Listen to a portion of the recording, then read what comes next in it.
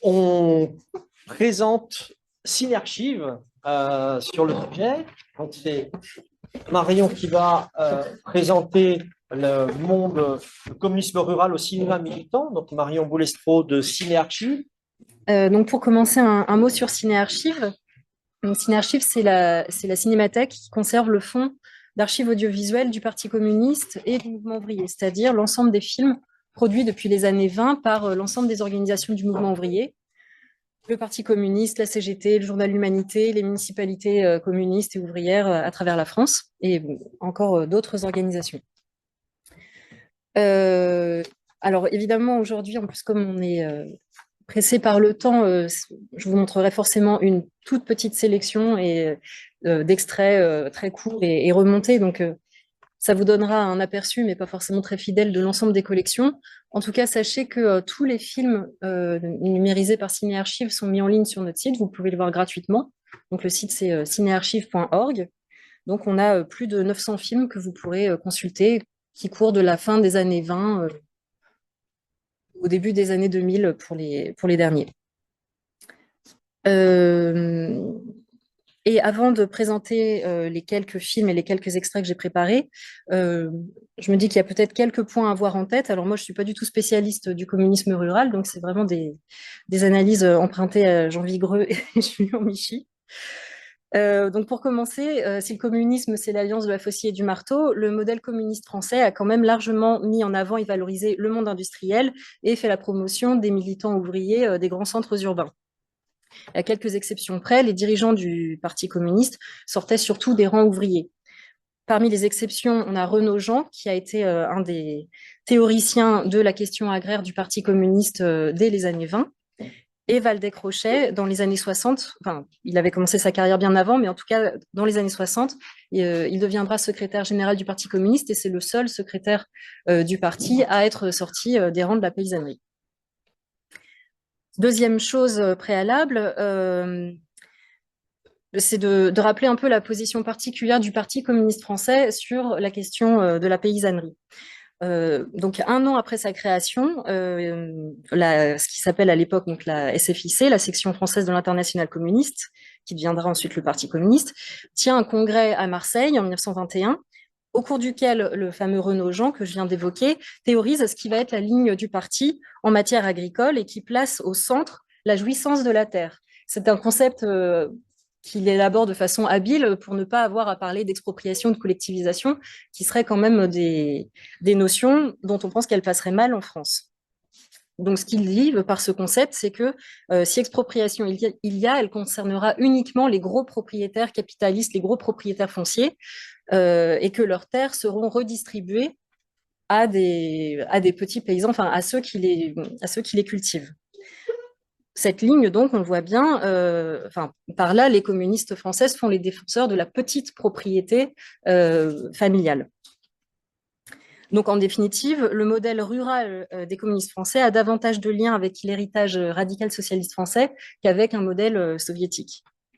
Et dernier point de ce petit préambule avant de parler cinéma, c'est que il existe un communisme paysan et un communisme rural. C'est pas exactement la même chose, puisque dans les campagnes, il n'y a pas que des paysans.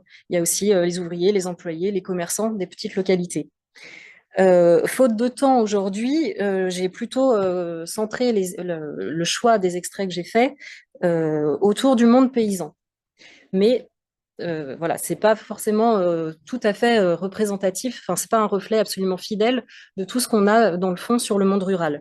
Pour vous donner juste quelques exemples donc, de choses que vous ne verrez pas aujourd'hui, mais que vous pouvez voir sur le site de Cinéarchive, en fait, le monde rural, il surgit assez fréquemment comme toile de fond dans des films plus généraux. Par exemple, dans des films qui évoquent la mobilisation pour la paix et donc contre la guerre d'Indochine, par exemple la mobilisation pour la libération d'Henri Martin qui est emprisonné pour son opposition à la guerre d'Indochine.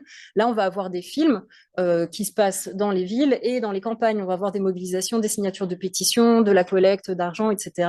dans les campagnes. Mais c'est vu voilà, subrepticement au milieu d'autres choses.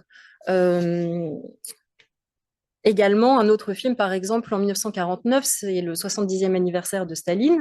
Et à cette occasion, donc là, c'est une autre époque, euh, des cadeaux sont faits à travers le pays par des cellules locales, par tout un tas de gens, y compris même pas forcément des gens communistes, Staline étant à l'époque avant tout le vainqueur de Stalingrad. Et donc, on voit un film qui s'appelle L'homme que nous aimons le plus et qui suit dans sa première partie la camionnette qui fait le tour de toutes les petites villes et villages de France pour aller recueillir de localité en localité les cadeaux qui vont ensuite être emmenés à Paris puis à Moscou. Bon, ça, c'est juste deux exemples parmi d'autres d'apparitions du monde rural dans les films de Ciné-Archives. Donc, pour en venir aux extraits qu'on va voir aujourd'hui, je vous propose de commencer par un extrait de La vie est à nous. Donc, La vie est à nous, c'est un film réalisé de façon collective, mais sous la direction de Jean Renoir en 1936. C'est un film électoral puisqu'il a été fait en un temps vraiment très, très resserré pour appuyer la candidature de Front populaire aux élections législatives de 1936. Comme c'est un film électoral et comme on est dans une période d'union de la gauche et de main tendue aux catholiques, aux classes moyennes, à toute une partie de la population à laquelle on ne s'adressait pas forcément auparavant, enfin, auquel le Parti communiste ne s'adressait pas auparavant, là, on voit bien que ce film, il porte ce discours d'union et ce discours de main tendue. Donc le film, qui est très composite, il déroule plusieurs scénettes. D'abord, il y a un préambule qui explique la menace fasciste internationale et nationale sur le territoire français. Et ensuite, on a trois mises en situation, chacune étant adressée à une catégorie particulière de la population. La première scénette, c'est là l'électorat ciblé, c'est les ouvriers. Donc là, on voit la lutte des ouvriers d'une usine contre le renvoi d'un de leurs camarades. Une autre scénette, enfin, qui est la dernière, c'est le chemin de croix d'un jeune ingénieur au chômage. Donc là, c'est un peu nouveau, pareil, que le Parti communiste s'adresse aux ingénieurs, aux classes moyennes. Et donc, ce jeune ingénieur au chômage, il trouvera le réconfort et l'amitié au sein parmi les communistes. Donc ça, c'est la main tendue vers la petite bourgeoisie. Et la scène du milieu, c'est celle qui s'adresse à l'électorat paysan. Là, ce qu'on voit, c'est la mobilisation d'un village contre l'éviction d'une famille de métayers. Et donc là, on va voir cet extrait. Alors, j'avais prévu au début de vous montrer un petit extrait chrono-Jean, mais on va dire que pour des questions de temps, on va passer au deuxième. Donc, pour vous dire, puisque comme j'ai fait un extrait, on arrive un petit peu en plein milieu. Donc là, on suit une famille de paysans pauvres qui exploitent les terres d'un riche châtelain. Le châtelain veut les mettre à la porte. Eux n'ont absolument aucun recours. Et en plus, donc ils vont être non seulement évincés de cette terre, et en plus, l'ensemble de leurs biens sont mis aux enchères. Et on voit qu'il y a le neveu communiste qui est un peu, bon, ah, toi, le communiste, hein, laisse-nous tranquille. Et en fait, c'est le neveu communiste qui, avec ses camarades du parti, va complètement s'aborder la vente aux enchères.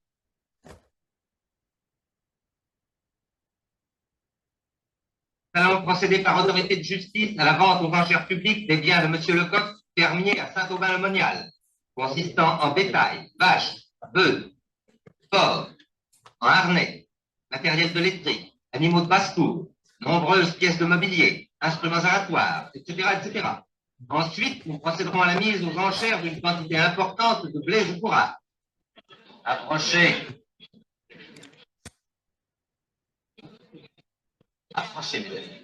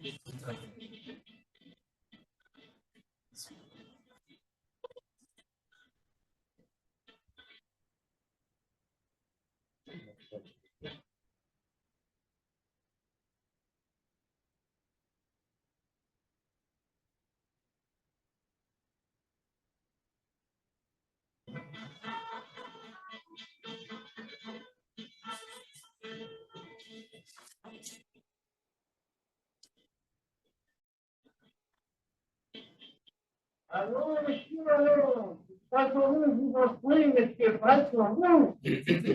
Ouais, votre langue. Ah, voyons.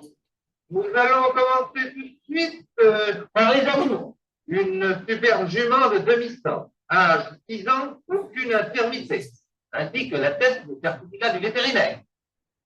Alors, mes amis, qui sera la première homme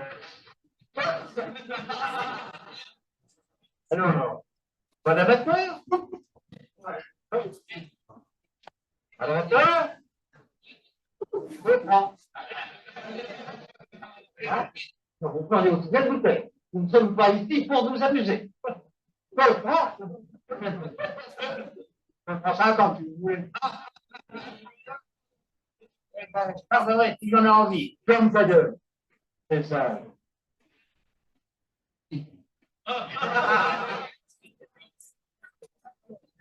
Alors, personne ne dit non. 2 francs 50, une jument pareille. C'est honteux ce que vous faites là. Vous n'avez pas à dire ça. Vous êtes huissier. Faites votre métier. Ça est tout ce qu'on vous demande. Ah, bah bon. Alors, 1 fois, 2 fois, 3 fois. Un sujet, 2 fois. Une vache rouge. 2 vaches pour un réglant pour une bouillante. À qui la première homme 3 francs. 3 francs. 1 fois, 2 fois, 3 fois, 4 fois, 6 fois. Un sujet. En somme, vous avez tout à fait pour 112 francs 50. Mes compliments. Vous ne faites pas une mauvaise affaire. Comme vous dites, merci quand même. Et voilà, maintenant, vous pouvez jouer. Bien. Ça va vous pas la peine. Ne vous remerciez pas. Allez. Allez, allez.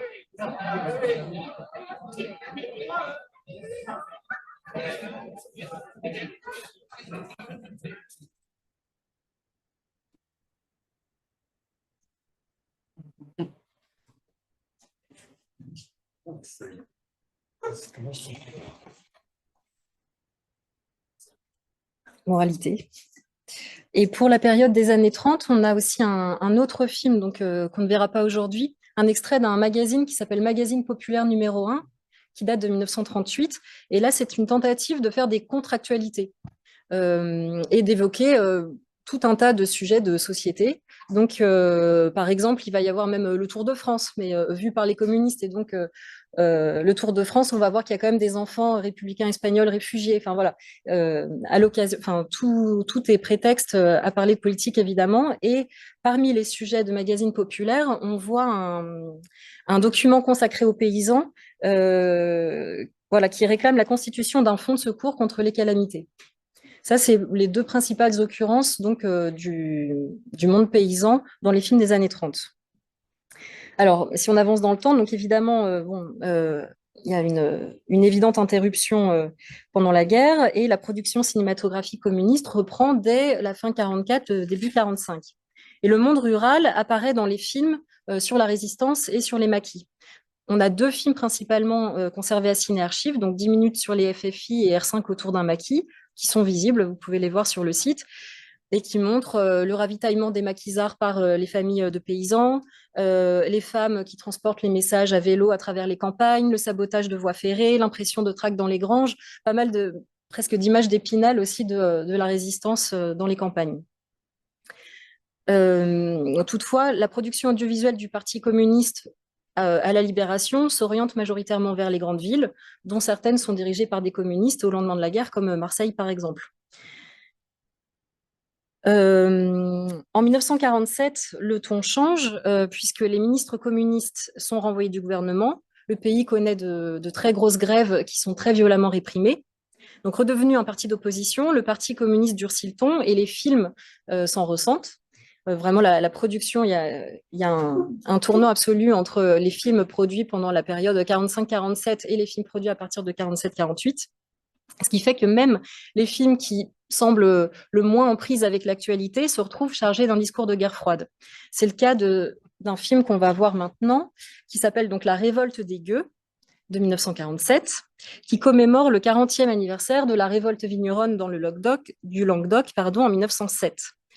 Et donc ce film dont on va seulement voir le tout début, il célèbre autant l'insurrection paysanne que la mutinerie du 17e régiment d'infanterie, qui avait été appelé en 1907 pour briser les grèves viticoles et qui finalement ont décidé de lever la crosse en l'air, de se mutiner et de ne pas attaquer la population. Dans un contexte de guerre froide, le message est on ne peut plus clair à un moment où l'armée risque d'être envoyée pour mater les grèves qui secouent le pays. Donc, nous allons voir.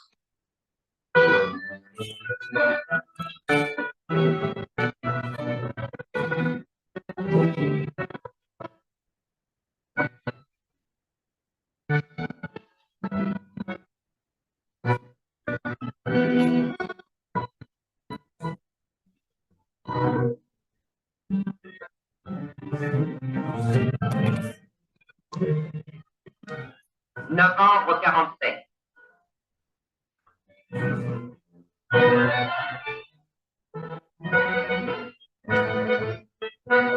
Les salaires sont insuffisants. D'immenses vagues de grève déferlent sur la France. L'ouvrier défend son droit de vivre. Le gouvernement refuse de toucher au profit des capitalistes, mais il agit contre les grévistes avec une brutalité inouïe.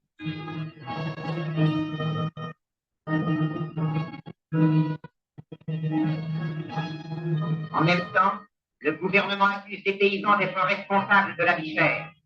Et pour tromper les villages, la radio et presque tous les journaux prétendent que les grèves pour le pain sont simples politiques. Mais voici qu'une nouvelle se répand dans tout le pays. Le 2 décembre 1947, un député communiste de l'Hérault, condamné à mort par Pétain en 1942, a été expulsé de l'Assemblée nationale par la force armée. Oh, ils ont expulsé Calas de la Chambre des députés. Mais c'est parce qu'il a rappelé le 17e. Qu'est-ce que c'est le 17e? Oh, c'est toute une histoire. Et pour vous expliquer ce qu'était le 17e, il faut que je vous raconte toute la tragédie qu'a vécue notre Midi au début de notre siècle. Il y a 40 ans, notre Midi viticole souffrait d'une crise terrible. Vous savez que l'Hérault, l'Aude, le Bagarre et les Pyrénées-Orientales sont presque entièrement plantés de vignes. Or, à cette époque, les salaires étaient si bas que les consommateurs ne pouvaient acheter, même à 1 sou le litre, tout le vin que produisait la France. Les vignerons ne vendaient donc pas le produit de leur travail. La crise sévissait depuis 1 an déjà. L'une de ces causes était la fraude. Les grands industriels fabriquaient du vin avec du sucre et de l'eau. De 103 000 tonnes de sucre, ils tirèrent en 1907 8 millions d'hectolitres de vin de sucre. La misère était affreuse.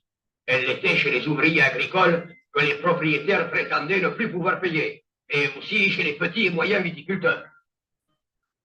Tous les âges étaient touchés. Tous les corps de métier étaient touchés. Les tonneliers, les transporteurs, les forgerons et tous les artisans de la campagne. Les petits commerçants ruinés par l'appauvrissement de leur clientèle. C'était la misère et même la famine en perspective. Alors, un mouvement de révolte commença. Et vous avez fait partie de ce mouvement? Oui, je l'ai vécu à 17 ans. Si vous voulez que je vous le raconte, suivez-moi. On s'arrête là, mais vous verrez la suite en ligne si vous le souhaitez.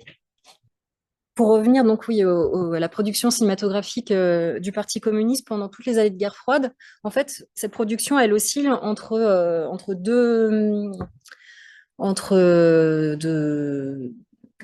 deux directions, on va dire. D'un côté, on a des brûlots, des films qui ne passent jamais l'épreuve de la censure, évidemment.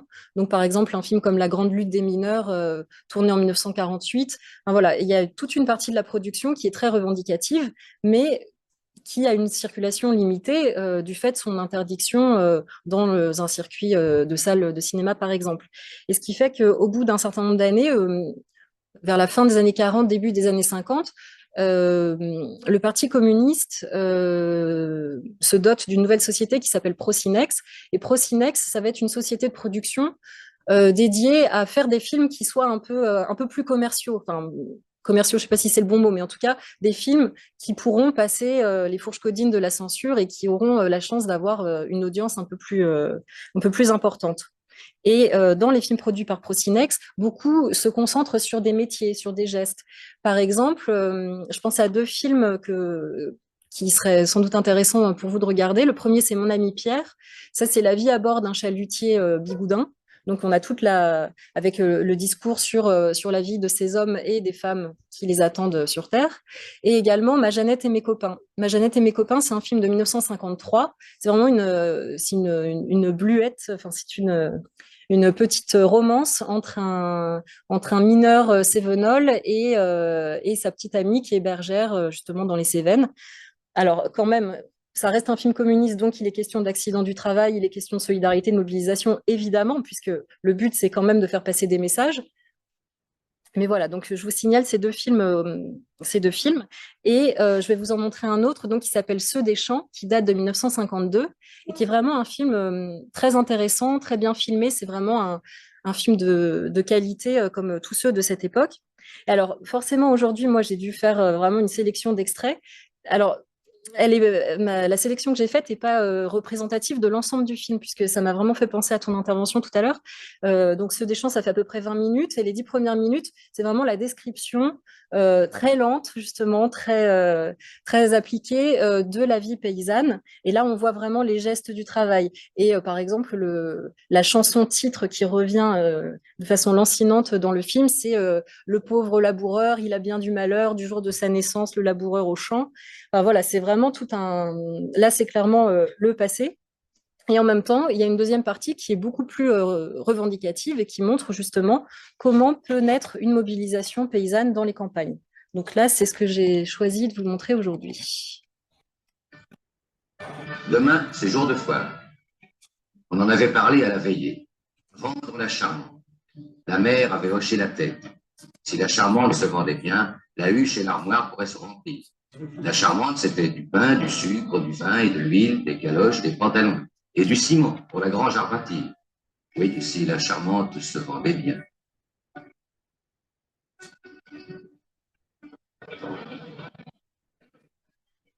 Ils arrivèrent donc à la foire de Saint-Léonard. Le froid piquait, mais c'était un beau temps. Les bêtes étaient nombreuses. Les chalands ne manquaient pas. Les commerçants et les camelots n'avaient pas oublié le jour. Les maquignons non plus n'avaient pas oublié le jour. Ils tournent autour des bêtes avant de commencer leur comédie.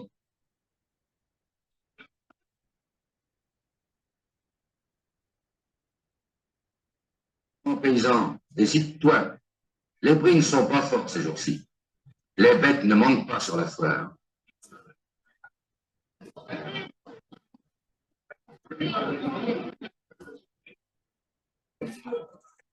Tout ça ne vaut pas très cher, mon ami. En veux-tu, n'en veux-tu pas? C'est mon dernier prix. Et si tu refuses, je peux aller ailleurs.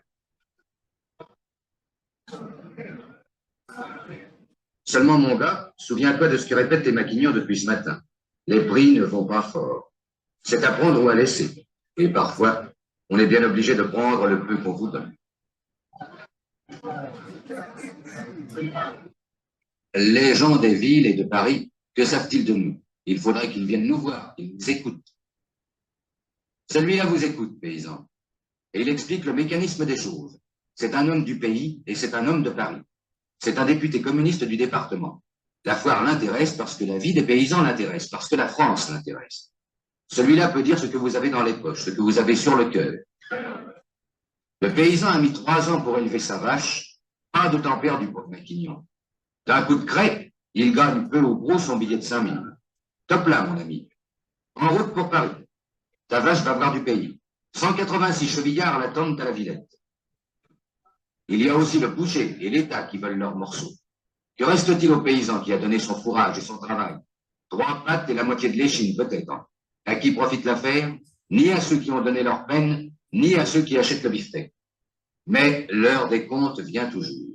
L'heure des comptes justes. Les paysans savent compter et réfléchir. C'est dans la vieille maison commune qu'ils se sont réunis à l'appel de la CGA. Les hommes du village, le maire et les conseillers. On est d'accord sur un point, il faut que ça change. Le jour du marché, une nouvelle réunion fut annoncée. C'était d'une action qu'il était question maintenant. On nous croit toujours sur nos labours, dans nos prairies, on nous oublie, nous ne nous laisserons pas oublier. Après le travail, on allait voir les gens de ci, de là, à l'heure où les marmots sentent venir le marchand de sable. Dans le silence des cuisines paysannes, l'idée continuait son chemin. Et les mères, les femmes qui savent le prix des choses et la peine de la vie, étaient les premières à approuver. D'accord. D'accord, d'accord pour agir ensemble. Nous ne sommes pas seuls. Il y en a d'autres comme nous et avec nous. Regardez l'article de la Terre. Il y a des poings qui se sont serrés ailleurs, il y a des mains qui se sont unies, et nous, ce que nous ferons, la Terre le dira à d'autres. À la pointe du matin, un barrage s'amorçait. C'était le premier. Y en aurait-il d'autres? Et les gens qui avaient promis de venir tiendraient-ils leur parole?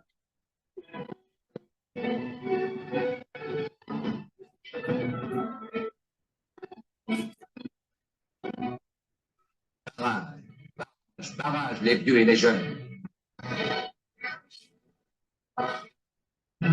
Barrage, les hommes et les femmes. Barrage, les planches, les brouettes, les charrettes, les troncs d'arbres. Barrage, la paille et le foin. Barrage, les feuilles, la terre, les bêches. Barrage partout. Barrage par tous. Des centaines de kilomètres de route étaient bloqués. Les paysans unis et calmes avaient tenu parole. On ne pourrait plus les ignorer. Ils étaient là, paisibles, résolus. Ceux-là, on les connaît. Voilà à quoi on utilise les 72 milliards 544 millions que l'État prélève sur le marché de la viande. Allez-y, brigadier, au travail pour une fois. Et puisque vous en voulez, vous en aurez. Et hop, par ici le fumier. Nous avons l'habitude de l'ouvrage. Vous ramasserez ça comme vous pourrez. Et la radio du gouvernement disait ce jour-là: le mot d'ordre a été très peu suivi dans son ensemble. La circulation sur les réseaux visés par le mouvement est normale.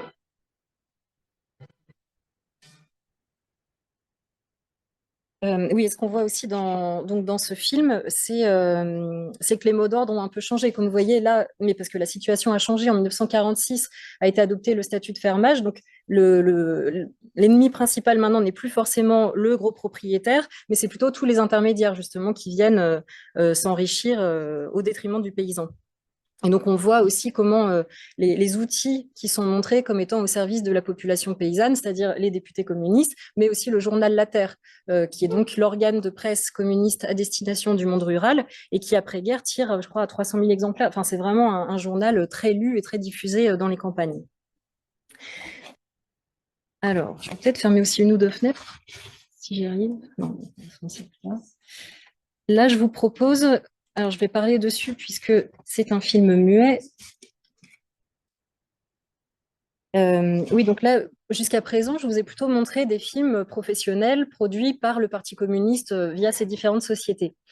Mais à Cinéarchive, on collecte aussi des films amateurs qui permettent de renseigner, enfin de faire un pas de côté dans cette filmographie, puisque la filmographie qu'on conserve, elle est quand même largement parisienne ou francilienne et urbaine. Et ce qui fait que par la collecte auprès de cinéastes amateurs, on arrive à avoir d'autres regards. Et typiquement, là, pareil, c'est des extraits en très court que j'ai fait à partir de films 8 mm qui ont été tournés donc, en 1964 par un militant inconnu, enfin, on ne connaît pas son nom, dans la région de Limoges et notamment de Saint-Junien, donc, qui est la petite cité rouge par excellence. Donc là, on va avoir différentes vues de mobilisation à Limoges et à Saint-Junien. Alors, tout est un peu saccadé, je ne sais pas à quoi c'est dû, mais... Pardon? Oui. Enfin, normalement. Mais je vérifie quand même.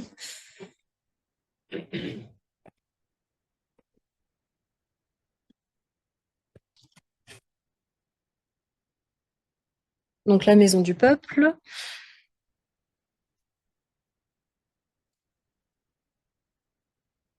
D'ailleurs, j'en profite pour lancer un appel à collecte. Si vous connaissez des gens qui ont filmé à toutes les époques, d'ailleurs, ça peut aussi être une période beaucoup plus récente. Mais c'est pas la période récente parce que tu en as avoir dit. Bah, écoute.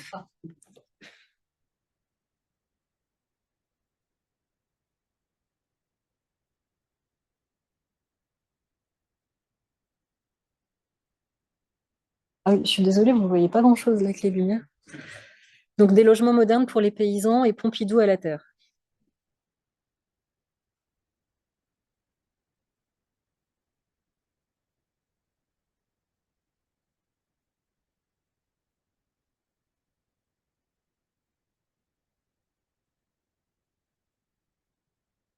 Et là, c'est la visite de Jacques Duclos, donc dirigeant historique du Parti communiste, qui donc se déplace à Saint-Junien pour venir inaugurer un carrefour Jean Jaurès, juste à côté de la place Lénine.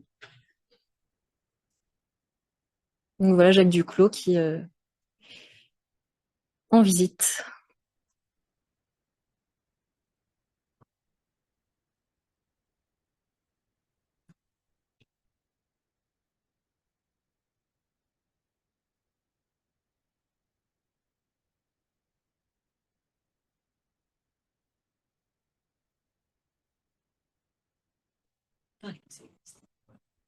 Ben oui, techniquement, là, c'était compliqué.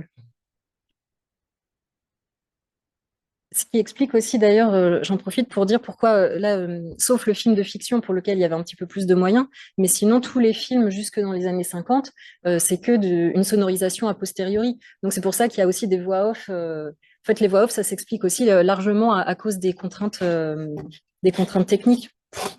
Non, mais je parle dans le cinéma désargenté, on va dire, pas dans les films. Dans les années 70, Ah oui, non, non, en amateur, l'amateur, ça a toujours été muet. Mais ce que je veux dire, c'est que là, même dans les films professionnels, il y a un recours, enfin, on use et on abuse de la voix off aussi, parce que même dans le cinéma professionnel, l'équipement pour enregistrer le son était très lourd. Et il y avait ensuite tout un travail de synchronisation qui était aussi très long. Donc, enfin voilà, c'est juste une note en passant. Et donc, pour finir ce tour d'horizon de la question agricole dans le fond de Ciné-Archives, là, on va voir maintenant un extrait d'un film de 1972 qui s'appelle Les Paysans, qui est un film produit par le journal La Terre, réalisé par Unicité, qui est la société de production du Parti communiste dans les années 70. Et donc, à nouveau, on voit l'évolution du discours du Parti communiste, puisque maintenant, le début des années 70, c'est déjà un monde rural sur le déclin, touché par l'exode rural. Donc, le parti, dans un moment en plus d'union de la gauche et de programmes communs, met en place un programme de défense agricole sous la houlette de Waldeck-Rochet qui vise à encourager la coopération, donc la mutualisation d'outils, l'association de paysans en GAEC, des prêts à longue durée avec des faibles taux d'intérêt pour limiter l'endettement des paysans, etc. Donc le film Les Paysans est tout à fait à cette image. Oui, pardon. C'était dans la randonnée, tout en ruine. C'était tout habité. Il y avait quand même 2 usines de soie ici dans la commune. Et ces 2 usines, c'était les travailleurs sur naturel. Ils occupaient dans les 70 ou 80 ouvriers, les 2. Ça occupait quand même déjà du monde. Tandis que maintenant, il y en a une qui est fermée. Et l'autre, il y a 2 ouvriers, un ouvrier et une ouvrière. On se rend compte. Toi, tu restes. 38 ans, sans aucune spécialité de qu'est-ce que tu vas faire? Et puis, obligé de rester. Aller travailler comme un manœuvre dans une entreprise ou quelque chose. Alors, il n'y a pas d'autre possibilité. Seulement ici, il y a la terre, puis nous travaillons le bois, quoi. Les bûcherons. Il y a des fruits sauvages dans les montagnes. On les ramasse. C'est comme ça. Tandis les myrtilles. Pendant un mois, 2 mois, ça peut aller, quoi. Et le bois. Et les terres, on travaille à temps perdu. Quand on ne voit pas autre chose à faire, on garde les terres, c'est tout. Tu es le seul célibataire? Endurci, vraiment. C'est définitif. Non, ça dépend de l'occasion.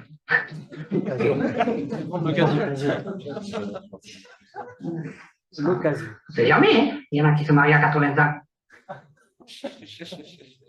Le berger va peut-être devoir abandonner sa peine, ses bêtes, sa montagne. Une montagne alors sans homme. Et vous, quelle liberté est la vôtre lorsque 80 000 francs par trimestre vous la refusent en fait, à vous qui trouvez que ça a changé? Décidément, le vrai changement est à faire dans votre Ardèche. comme dans la Sarthe, où la terre va peut-être manquer à celui-là. Vous savez combien, là, c'est combien d'hectares vous avez? 33, 33. 33, 87, oui. Et maintenant, quand on nous a dit que les terres sont en vente, là, maintenant, Oui, et vous ne pouvez pas les acheter. ben non, C'est-à-dire que, théoriquement, vous avez le droit de préemption, ben oui, mais vous ne pouvez pas vous en servir. ben non. Et pourquoi vous pouvez vous en servir? Ben, à cause des crédits, Du crédit agricole? ben oui. Ils donnent pas assez pour arriver que je puisse les acheter, quoi. Après, les taux, ils sont très élevés. Et combien de temps que vous êtes ici, sur cette ferme? Ben, il y a 30 ans. Quel âge vous avez? Eh ben, j'ai 46 ans, mais moi, j'étais ouvrier. Ouvrier agricole ici? Oui, Avant d'être fermier? c'est ça. Et vous êtes fermier depuis quand? Depuis 65. Et on nous a dit qu'il y avait un gros propriétaire alors qui, lui, peut acheter. Ben, oui, soi-disant, oui. Justement, c'est la ferme là. Et combien il a, lui, de surface? Ben, soi-disant, il en avait 67. 67 hectares, il a Oui, déjà? oui. C'est un cumul, ça. Ben, je sais pas quoi, oui. Qu'est-ce que vous pensez de ça? Il n'y a pas grand-chose, je vais mieux vous dire. C'est l'argent de la ferme d'en face qui veut le chasser. Mais de l'argent, il faut en trouver pour qu'il puisse rester et travailler. Des prêts à très long terme et à faible intérêt, comme les communistes en proposent, lui permettraient d'acquérir sa terre. Les banques n'ont donc pas assez d'argent qu'elles ne peuvent lui en prêter.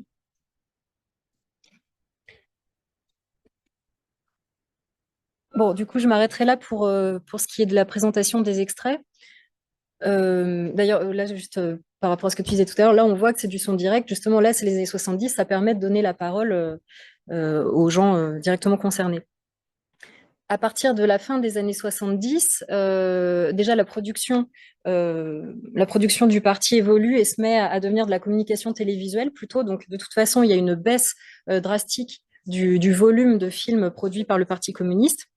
Et sur la question agricole, on va retrouver cette question lors de campagnes électorales. Par exemple, la campagne électorale d'André Lajoigny en 1988. Enfin, voilà, évidemment, c'est un sujet qui existe encore, mais il n'y a pas de film spécifiquement dédié à cette question. Parmi les fonds donc, plus récents que je pourrais vous signaler qui seraient intéressants sans doute à aller voir, alors, ça concerne plutôt justement le communisme rural non paysan. C'est-à-dire qu'il y a toute la période de la désindustrialisation dans certains bassins miniers ou sidérurgiques. Et donc là, on a quand même beaucoup de films qui montrent la mobilisation, par exemple dans le bassin de Longwy, ou même dans les mines, justement les mines des Cévennes, autour d'Alès, de la Grand-Combe, etc. Un fonds qui est aussi très intéressant, qui nous a été déposé il y a quelques années, c'est le fonds des entreprises Cadou. À Saint-Pierre-des-Corps. Donc la société Cadou, c'était une société qui depuis a été intégrée à la SNCF. Enfin, c'est en gros maintenant le Technicentre SNCF, mais pendant longtemps c'était une entreprise indépendante, donc Cadou. Et au sein de cette entreprise, il y a eu il y avait une forte activité militante syndicale et un photoclub qui est devenu ensuite un ciné-club. Et donc, les cheminots ont tourné énormément de films, donc sur leurs activités de loisirs, sur leur lutte, etc. Et donc, il y a énormément de films. Ils en ont tourné, je ne sais pas, une cinquantaine, sachant qu'en plus, comme ils s'étaient formés eux-mêmes collectivement, certains d'entre eux ont eux-mêmes tourné à titre personnel. Donc, je ne sais pas, ça me faisait penser au Bourg et à l'Atelier. Enfin, vraiment, le fonds Cadou disponible sur Ciné Archives, je pense, c'est très intéressant. Et pour finir, pour vous parler de différentes ressources que vous pouvez trouver en ligne, donc bon, vous avez compris, il y a 900 films à regarder sur Ciné Archives. Je voulais vous parler aussi d'une plateforme à laquelle on participe qui s'appelle Amorce, qui a été lancée cette année. Amorce, on est 19 cinémathèques à avoir mis en commun nos collections sur un portail unique. Donc parmi ces cinémathèques, il y a notamment toutes les cinémathèques régionales. Donc par exemple la Cinémathèque de Bretagne, Cyclique dans la région centre, la Cinémathèque de Savoie. Bref, beaucoup, puisqu'on est 19.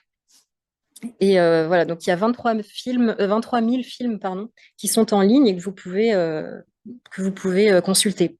Et en plus de ça, il y a la Cinémathèque de Nouvelle-Aquitaine qui, elle, n'est pas sur Amorce, mais qui a aussi des collections importantes. Je vois que tu les avais citées tout à l'heure. Et également des fonds comme Par exemple, le Centre d'histoire du travail à Nantes, qui a également des fonds, par exemple, déposés par la Confédération paysanne. Enfin, tout ça pour dire qu'il y a tout un paysage de sources que vous pouvez consulter. Merci. Donc, moi, je vais parler du communisme au village, et pour reprendre la question des visages du mouvement ouvrier dans les campagnes, il est clair qu'on les a évoqués tout à l'heure. Alors, désolé, il n'y a pas l'effet du diaporama, puisqu'on est obligé de le passer comme ça, mais ils devaient apparaître les uns après les autres. Renaud Jean, bien sûr, Gaston Chec dans l'Aube, Gaston Cornavin, ou alors François Au Soleil, André Lajoigny plus récemment, et Valdez-Crochet, mais il y avait bien sûr d'autres comme Marius Vazeille en Corrèze. Donc la présentation de ces différents visages qui incarnent ce communisme au village, et qui incarnent en quelque sorte, selon toute une historiographie, le communisme rural. Pourtant, je vais essayer de présenter que derrière ces grands leaders qu'on nous a souvent présentés comme ceux qui ont mis en œuvre le communisme dans le monde rural, il y a une série d'anonymes, il y a une série bien sûr d'invisibles, alors qui sont invisibilisés pour plusieurs raisons, on les a évoquées un peu depuis cet après-midi, ou même, pourtant, ils devraient être présents dans le Métron, dans le dictionnaire biographique du mouvement ouvrier, mais ils n'y sont pas, alors que dans d'autres régions, ils y sont, ce qui nous invite à penser, en fin de compte, ces différences locales et régionales. Et puis, surtout, on va essayer de voir dans ce communisme rural, dans ce communisme au village, alors en 3 temps, entre notable et propagande et les enjeux de la propagande, implanter et faire vivre une cellule, parce que c'est ça, la logique politique au village, c'est d'avoir une cellule.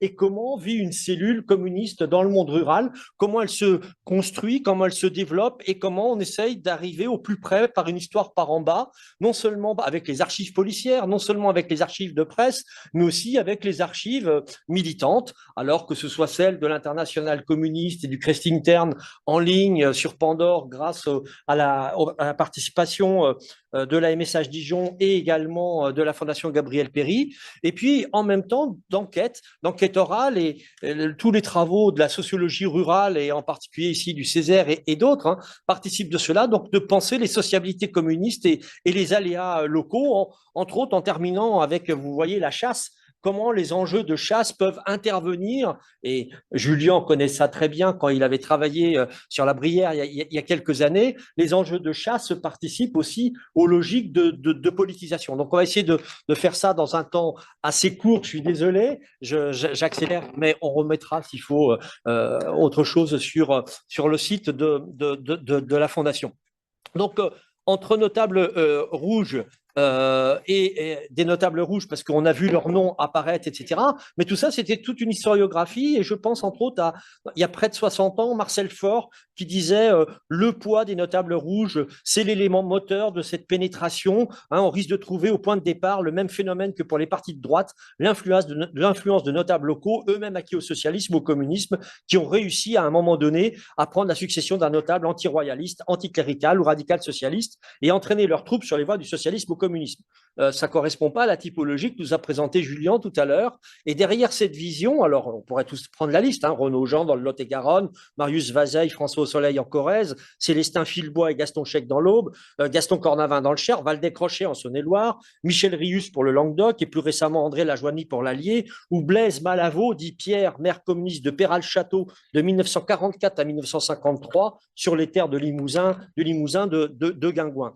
Donc cette idée, elle est intéressante, elle est séduisante, mais en même temps, elle ne permet pas de comprendre comment se fait et comment se joue cette implantation. Alors, cette implantation, on a évoqué la terre à plusieurs reprises depuis le début de l'après-midi, mais le premier journal, c'est La Voix paysanne, venant de la SFIO, qui avait été fondé par Compère Morel, mais qui, au moment de la scission, est repris par Renaud Jean, et qui participe de cette propagande, en quelque sorte, jusque, bien sûr, avec la terre, à partir de 1937, la terre remplaçant la Voix paysanne au moment du Front populaire, et puis avec une propagande qui présente les bienfaits. N'oublions pas les temporalités, les moments, ça a été évoqué tout à l'heure, les bienfaits de la construction du socialisme dans l'Union soviétique à partir des années 30, mais déjà un petit peu avant. Là, une délégation paysanne va partir en URSS, et on voit le délégué qui doit partir et qui va faire une réunion pour revenir dessus. La propagande aussi classique, les affiches celle du Front populaire,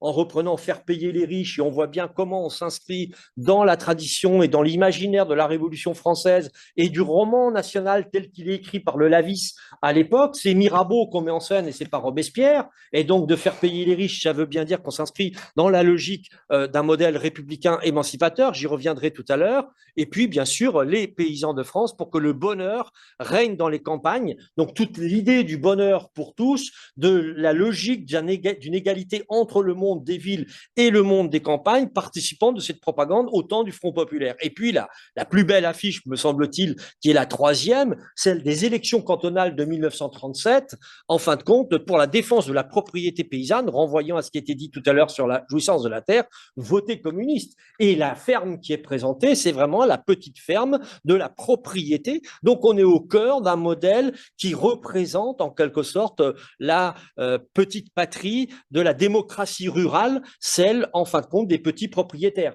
oubliant de fait pendant un temps ou certaines périodes le prolétariat rural, alors qu'on a de ce point de vue-là encore une main-d'œuvre agricole importante. On n'est pas encore au temps de la mécanisation.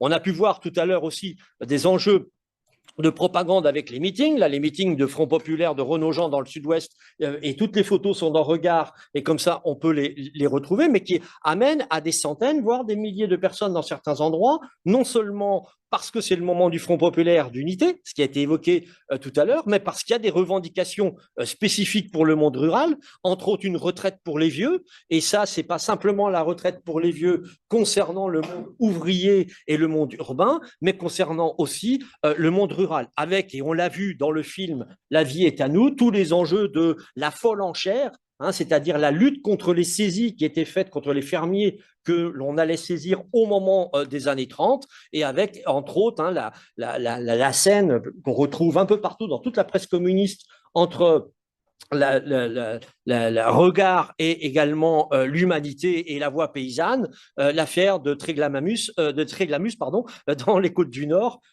Côte d'Armor aujourd'hui, où on a une saisie où les gendarmes s'en prennent même à la jeune fille de la ferme, et montrant la violence en quelque sorte de ces saisies. Et ceux qui luttaient contre les saisies, c'était la CGPT, Confédération Générale des Paysans Travailleurs, alliée à la Confédération Nationale Paysanne, plus proche de la SFIO, mais ils ont mis en place cela, et c'est pour ça que dans le film, dans la lutte contre les saisies, vous avez eu l'extrait tout à l'heure qui montre bien ces enjeux et cette propension d'un militantisme lié à la propagande et lié à l'action qu'on retrouve aussi dans d'autres aspects, comment on paye ses impôts en nature.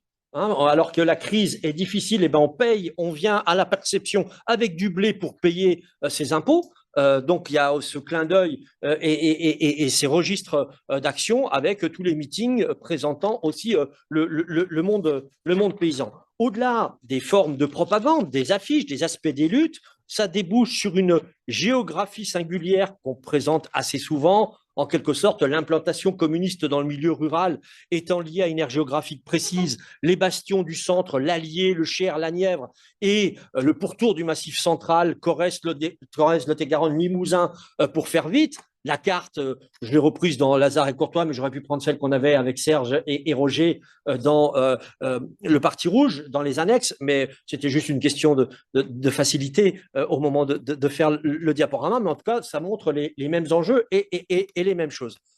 Au-delà de cette implantation, au-delà de cette vision d'un communisme rural particulier, ce qui est intéressant, et après cette présentation générale, c'est de penser et de regarder, comme ça je reste dans les temps, parce qu'on a dit qu'il fallait que j'arrête à 15 maximum pour qu'il y ait une discussion, donc j'accélère, c'est la question d'implanter et faire vivre une cellule. Mais là, je vais être un peu plus, comment dirais-je, un peu plus long, désolé, parce que c'est quand même le cœur du sujet, c'est comment on implante une cellule rurale.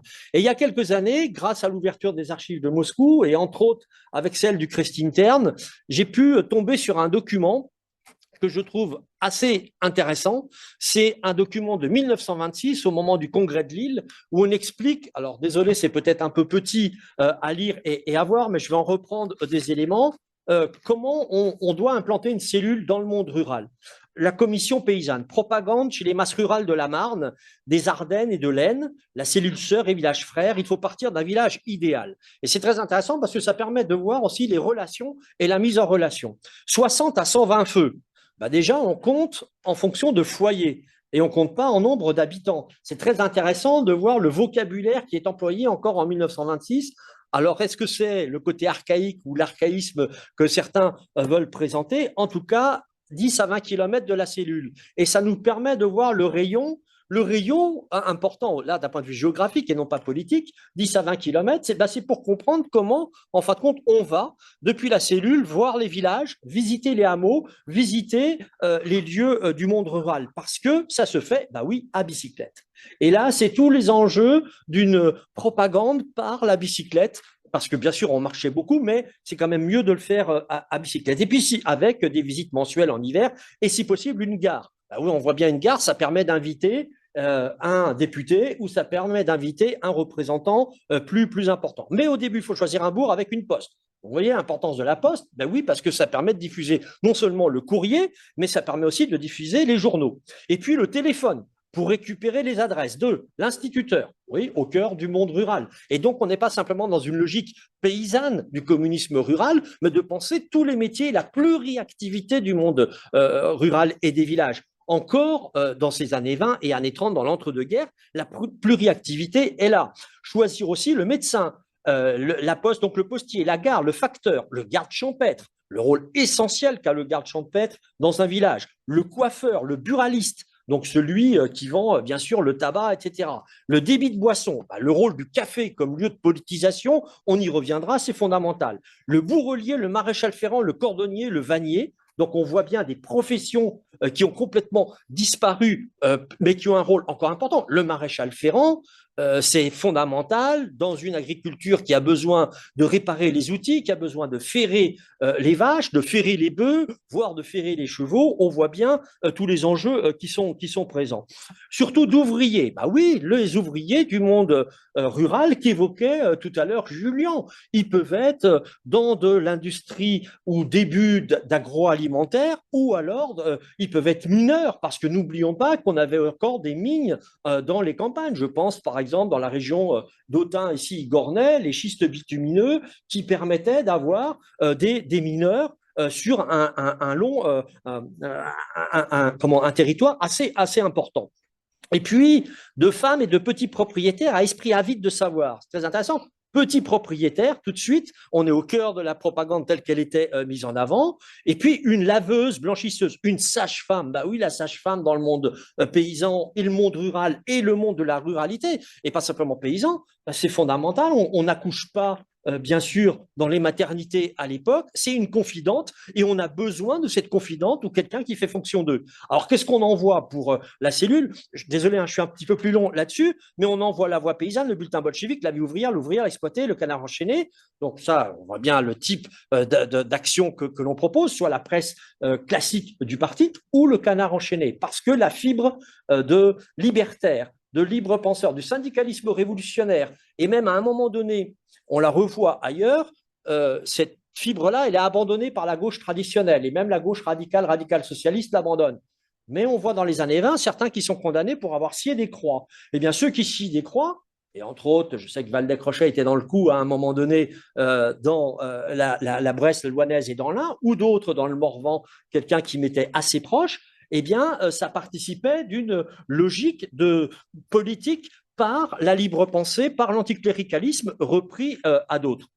Et puis, on voit à qui on envoie les journaux. L'instituteur, on lui envoie le bulletin bolchevique, parfois au facteur au garde champêtre, la vie ouvrière au garde champêtre ou au débit de boisson, et puis, etc., etc. Donc, je ne vais pas vous reprendre entièrement le document, mais ce qui est très intéressant, c'est de garder le lien et d'organiser des réunions et qu'on a un écrivain, celui qui s'engage à faire une lettre 12 fois par an, 12 lettres par an, une fois par mois, pour parrainer la cellule. Eh bien, ce modèle, qui était valable dans l'Aisne, la Seine-et-Oise, etc., il se développe à partir de 26 pour l'ensemble de la France et pour l'ensemble de l'organisation du Parti communiste. Alors, ça, c'est un exemple. L'autre exemple, c'est la cellule d'Hanau, enfin plus qu'Hanau en tant que tel, c'est la cellule de Bussy, le petit hameau rouge de ce village de Saône-et-Loire aux limites de la Nièvre, avec une cellule fondée, elle, au moment du Front populaire, fondée en 1936.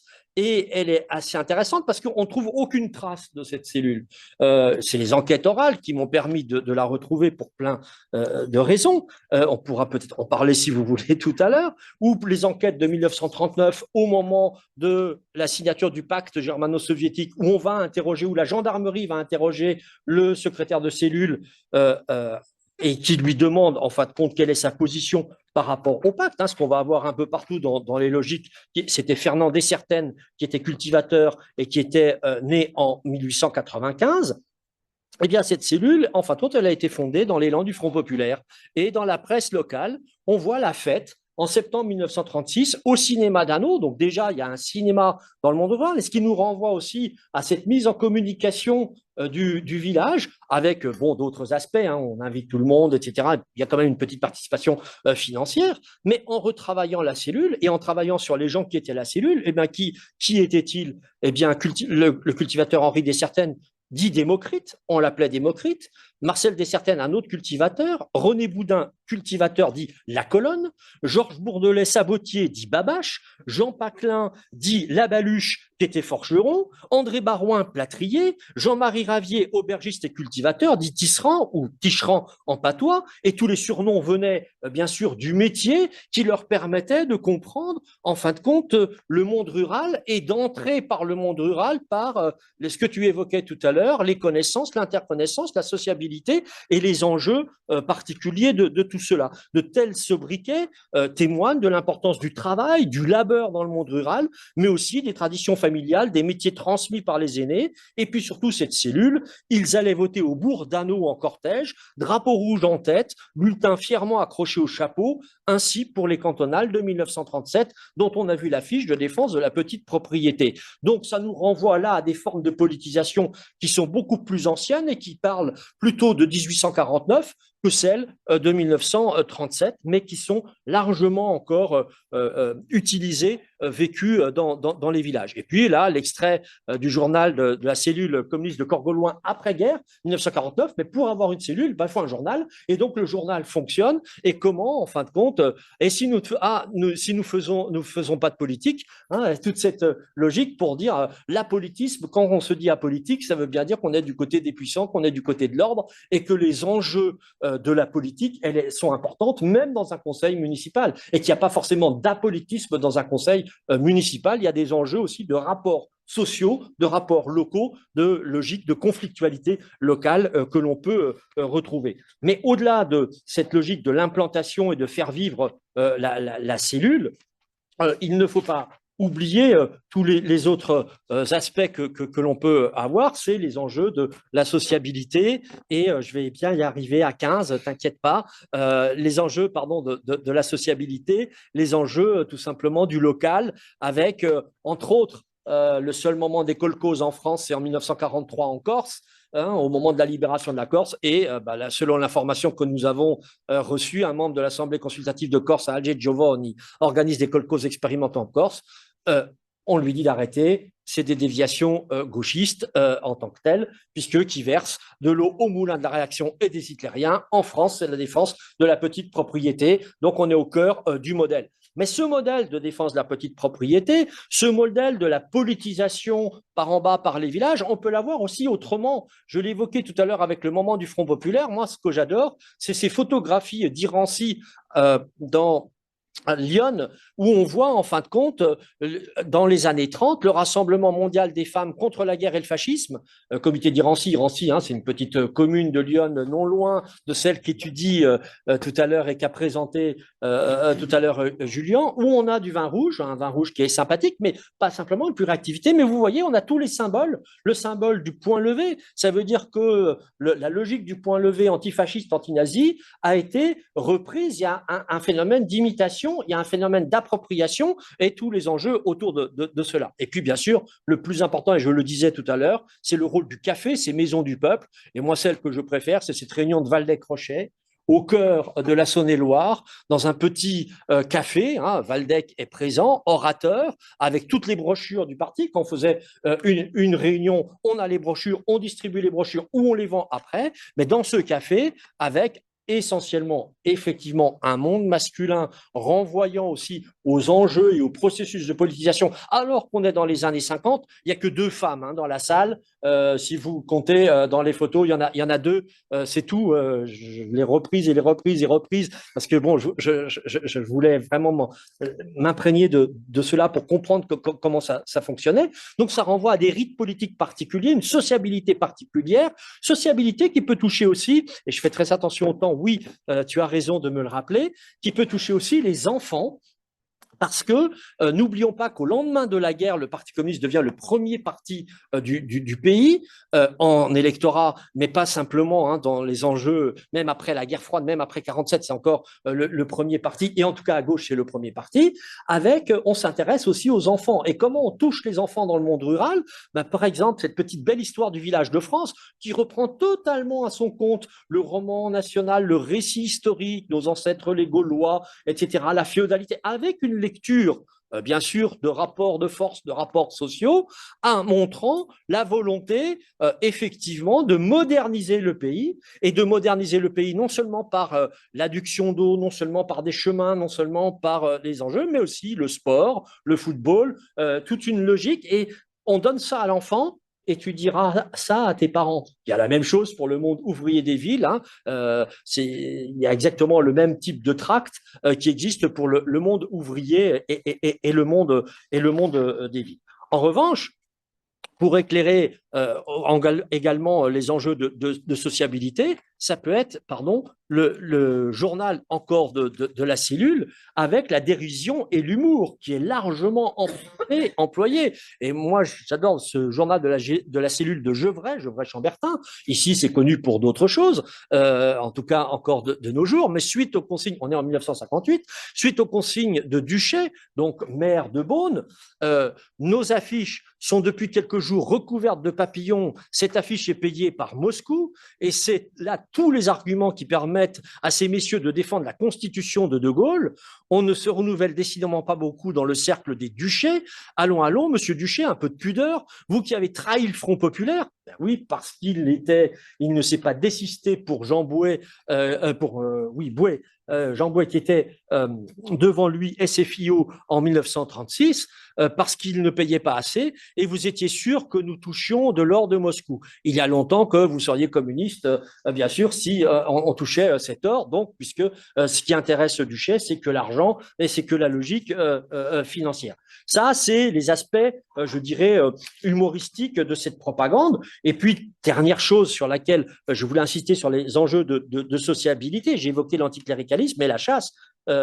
Une anecdote assez révélatrice, lors d'une campagne de chasse, un des membres de la cellule villageoise avait tué un lièvre devant le chien d'un de ses camarades.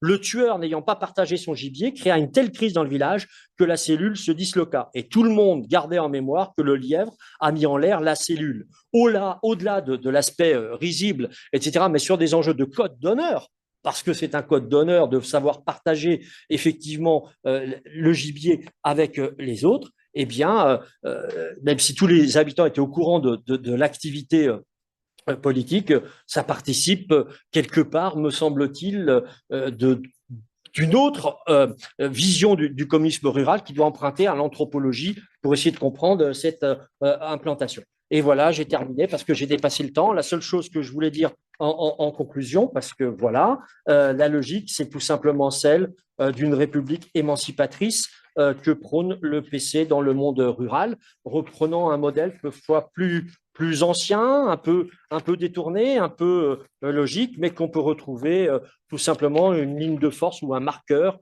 véritablement de cette politique au village, la défense de la petite patrie. Et c'est ce qui caractérise, me semble-t-il, l'une des différences parfois lorsqu'on oppose communisme des champs et communisme des villes, même si, attention, il ne faut pas avoir cette vision seulement essentialiste, mais elle participe parfois de ces petites différences. En tout cas, elles sont bien mises en scène dans les films qui ont été présentés aussi par Ciné-Archives.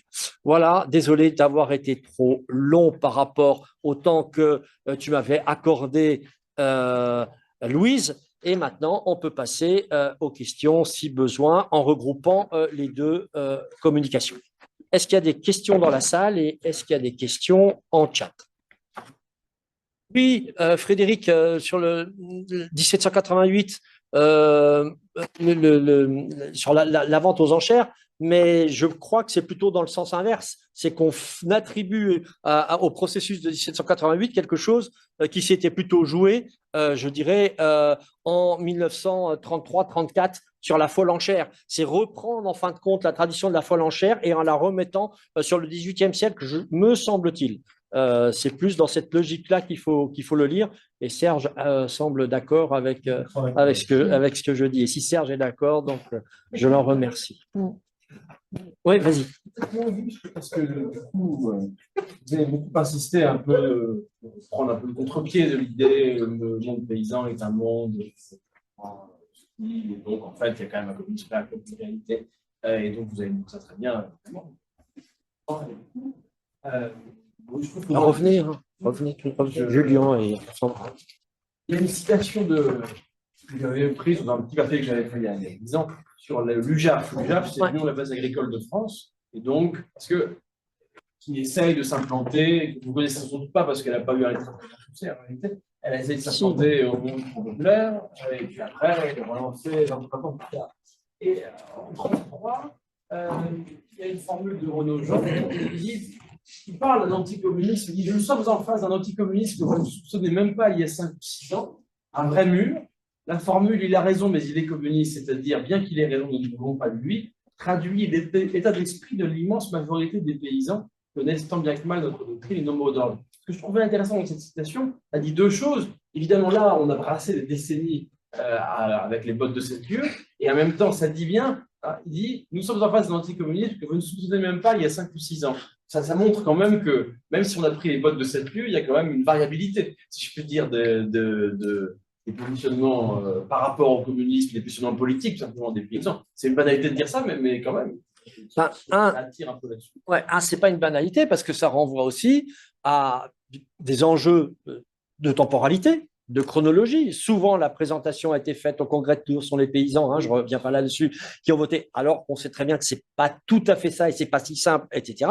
Mais ça renvoie aussi aux zones de force, aux zones réfractaires et aux zones de mission. Là, bien sûr, on regarde ce qu'on a présenté, c'était essentiellement les zones où ça fonctionne, avec la carte, l'implantation qu'on peut reprendre et qui est importante, où c'est le début de la nationalisation quand même du vote au moment du Front populaire et qui va s'amplifier au lendemain de la Seconde Guerre mondiale par le rôle des maquis, par le rôle de la résistance, par la vision aussi qu'on a de l'armée rouge et de l'Union soviétique. Je ne reviens pas là-dessus, mais tu as raison, il peut y avoir des changements rapides, des temporalités rapides, des choses qu'on ne soupçonne pas. Mais ça veut dire quoi, ce qu'on ne soupçonnait pas? Tout simplement, la logique de front populaire, de front unique que tu évoquais tout à l'heure, change la donne. Il est clair que si on en est dans une période sectaire, de classe contre classe, ou si ce n'est pas classe contre classe, d'abandon de la ligne front populaire, ça se rétracte. Mais ce n'est jamais si simple, parce que quand on a dit que la Terre avait 300 000 lecteurs ou 300 000 abonnés, ils ne sont pas tous du Parti communiste, loin s'en faut. Elle touche beaucoup plus large que le parti, mais ça nous invite à penser, me semble-t-il, quelque chose plus sur les familles politiques, sur les sociabilités que les organisations en elles-mêmes. Et peut-être que ce n'est pas par les organisations qu'il faut l'aborder, c'est par d'autres formes de sociabilité. Et juste un mot, c'est que Julien, c'est intéressant, c'est effectivement aussi des modes d'entrée, etc., l'instituteur qui revient, parce qu'il y a aussi comment faire l'UJAF, donc ils expliquent et disent toujours commencer par l'instituteur, donc on voit bien aussi les points d'entrée, etc. Et en même temps, il y a une variabilité sur le terrain. Par exemple, ce qui m'avait frappé, c'est que dans l'Hérault, parce qu'on a un peu parlé, puisque je voulais qu'on en parle ici, dans l'Hérault, par exemple, ceux qui tiennent l'Hérault, c'est les ouvriers agricoles. Ils tiennent l'UJAF, le parti, etc. Et donc, en fait, c'est très variable selon les endroits où c'est plutôt les métayers, les fermiers. Donc, il y a une diversité, y compris d'implantation sociale, en fait, du communisme rural. Bien sûr, et en fonction, là aussi, des temporalités. Parce que c'est à partir de quel moment les ouvriers agricoles tiennent le parti. C'est après 45. Dans l'UJAF de l'Hérault, un peu avant. Mais un petit peu avant.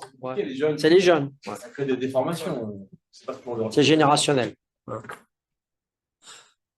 D'autres questions, remarques? Est-ce qu'on en a? Oui, ouais, vas-y. Aujourd'hui, on n'arrête pas de dire quand même qu'il y a l'enjeu de mobilité hyper forte dans les zones rurales. Et toi, dans les films, est-ce qu'il y a cette revendication et sinon depuis quand? Et l'autre, est-ce que tu le vois aussi, alors ça peut être de défense de la construction d'une gare ou d'enlever une gare à l'époque, puisque forcément dans votre période, etc. Enfin, voilà la place de la mobilité dans l'époque que vous étudiez. Si, mais par exemple, dans le fond de Synerchive, ça va vraiment être en banlieue parisienne. Par exemple, typiquement un film sur, du coup, on sort du sujet, mais par exemple, il y a un film sur Bagnolet en 1973, et donc on voit la maire de Bagnolet, la maire communiste, Jacqueline Chenavel, qui essaye d'expliquer que bon, en fait, elle n'a pas trop eu le choix. L'État a décidé que l'autoroute allait passer au milieu de Bagnolet, mais elle a négocié, et du coup, elle a obtenu qu'il y aurait le métro à Bagnolet. Ce que je veux dire, c'est que voilà, on a les transports, mais plutôt les transports urbains et interurbains sont un enjeu dans les films, mais je vois pas tellement dans les films qui se passeraient dans le monde rural. Il faut dire que déjà, c'est quand même vraiment une minorité dans l'ensemble du fond, et des enjeux liés à la mobilité. Là, comme ça, à chaud, en tout cas, ça me parle pas.